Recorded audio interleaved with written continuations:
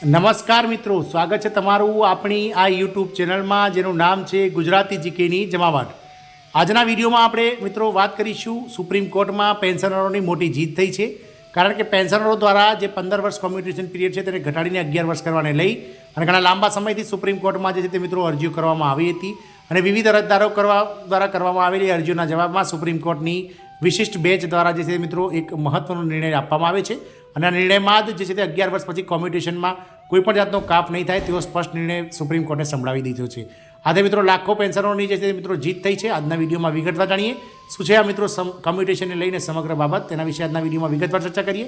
તો વિડીયોના સુધી આ બનાવી રહો અને જો ચેનલમાં નવા હોય તો અમારી ચેનલને સબસ્ક્રાઇબ કરો, બાજુમાં રહેલું બેલ આઇકોન દબાવી ઓલ નોટિફિકેશન ઓન કરો, જેથી કરીને ચેનલ પર મૂકવામાં આવતા વિવિધ ભરતીઓના નોટિફિકેશન, વિવિધ ભરતીઓના પરિણામ, જનરલ નોલેજના લગતા વિડીયોઝ, સરકારી કર્મચારી પેન્શનર યોજનાને લગતા પરિપત્રો તમને સરળતાથી ચેનલના માધ્યમથી ઉપલબ્ધ થઈ જાય. તો પેન્શનરોની મોટી જીત છે. 11 વર્ષ પછી કોમ્યુટેશનમાં કોઈ કાપ નહીં. કોર્ટનો ઐતિહાસિક નિર્ણય આદેશની નકલ જે છે તે મિત્રો ડાઉનલોડ કરી શક્યો છો. તમે જણાવી દઈએ કે રિટાયરમેન્ટ પછી તમારા પેન્શનમાંથી દર મહિને કપાત થાય છે. પેન્શનરો તેમના પેન્શનનો 40% હિસ્સો એડવાન્સમાં લઈ લે છે. કોમ્યુટેશન પછી પેન્શનરોને એક સામટી રકમ ચૂકવવામાં આવે છે અને આ રકમ સરકાર દ્વારા લાંબા ગાળા માટે એટલે કે 15 વર્ષમાં વસૂલ કરવામાં આવે છે.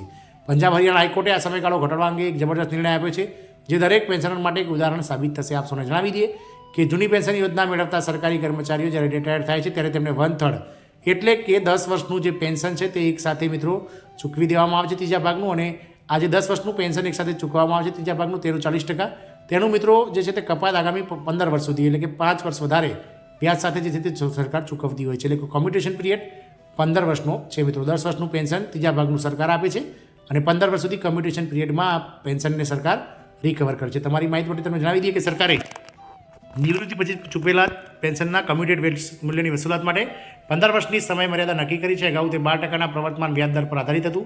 વ્યાજદર 2006થી સતત ઘટી રહ્યો છે અને 2010માં 8% સુધી પહોંચ્યો અને હાલમાં 5%થી નીચો છે. શ્રી જિંદાલ સહિત 2 દિગ્ગજ સૈનિકોએ ફેરફાર અંગે કોર્ટનો સંપર્ક.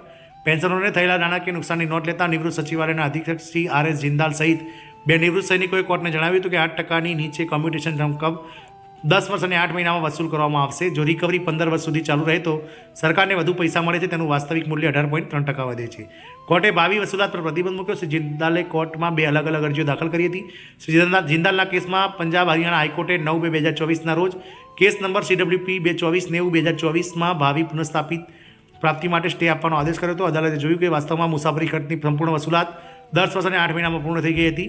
તેથી 15 વર્ષ સુધી વસૂલાત ચાલુ રાખવાનો કોઈ અધિકાર નથી. બીજી પિટિશન 82/2024 સુનાવણી 15/4/2024ના રોજ કરવામાં આવી હતી અને પંજાબ હરિયાણા કોર્ટે આ કેસમાં પણ રૂપાંતરણમાંથી ભાવિ વસૂલાત રોકવાના આદેશ કર્યા હતા. તમે પણ પિટિશન ફાઇલ કરો. તમને જણાવી દઈએ કે કોર્ટ દ્વારા પસાર કરવામાં આવેલા આવા આદેશોનો લાભ મેળવવા માટે તમે ઈચ્છો છો તો CAT અથવા AFD કોર્ટમાં તમે પણ મિત્રો કેસ દાખલ કરી શકો છો. આવા કોર્ટના આદેશના સંદર્ભમાં તમે 11 વર્ષની ઉંમર કોમ્યુટેશન ભાગની કપાત પર સ્ટે ઓર્ડર આવી જશે. પંજાબ સરકારના વકીલ શ્રી સૌરભ કપૂરે રાજ્ય સરકાર વતી કોર્ટની નોટિસ સ્વીકારી અને તેનો જવાબ દાખલ કરવા સમય માંગ્યો છે. દરમિયાન કોર્ટે વધુ વસૂલાત માટે મોકૂફ રાખવાનો પણ આદેશ જારી કર્યો છે. પેન્શનરોને નાણાકીય નુકસાન. પંજાબ હરિયાણા હાઈકોર્ટે નિર્ણય પછી સરકારી કર્મચારીઓ તેમના પરિવાર માટે ઐતિહાસિક નિર્ણય છે. નિવૃત્તિ પછી 15 વર્ષ પછી કોમ્યુટેશન પીરિયડ મૂલ્ય પુનઃસ્થાપિત થાય છે.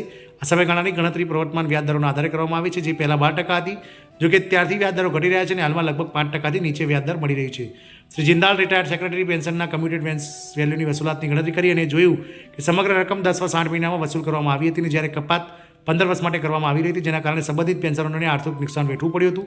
કોર્ટે કમ્યુટેડ વેલ્યુની વસૂલાત પર રોક લગાવી છે અને એક ઐતિહાસિક નિર્ણય છે જે દરેક માટે ઉદાહરણરૂપ છે.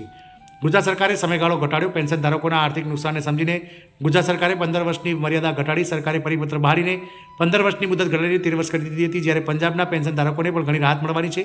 હરિયાણા હાઈકોર્ટનો આ નિર્ણય, તેથી કેન્દ્ર સરકારે વિનંતી કરવામાં આવે છે કે તમામ પેન્શનરો માટે કોમ્યુટેડ પુનઃસ્થાપના સમયગાળો 15 વર્ષથી ઘટાડીને 12 વર્ષ કરવામાં આવે, જેથી કરીને તમામ પેન્શનરોને લાભ મળે. આનાથી કોર્ટ પરનો બિનજરૂરી બોજ ઘટશે, પરંતુ પેન્શન ધારકોને થતું આર્થિક નુકસાન પણ અટકશે.